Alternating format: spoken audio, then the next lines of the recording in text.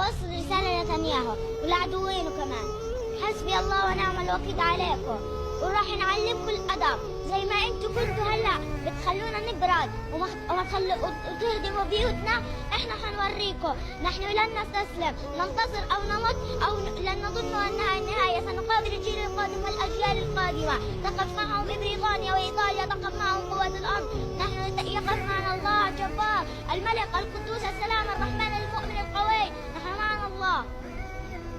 لما طلعتي من البيت بتعرفي ايش عن البيت هلا؟ بتعرفي انه اذا موجود او دمر؟ بعرف انه انقصف، وبعرف كمان انه انهدم، لانه انا سبت كل العابي هناك وحرجع وحبني خيمه فوق الردم والحجر والرمل.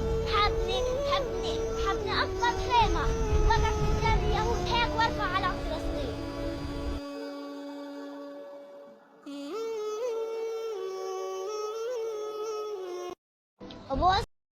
قاطع عشان غزة، قاطع عشان غزة، قاطع عشان غزة، قاطع عشان غزة، قاطع عشان غزة، قاطع عشان غزة، قاطع عشان غزة، قاطع عشان غزة، قاطع عشان غزة، قاطع عشان غزة، قاطع عشان غزة، قاطع عشان غزة، قاطع عشان غزة، قاطع عشان غزة، قاطع عشان غزة، قاطع عشان غزة، قاطع عشان غزة، قاطع عشان غزة.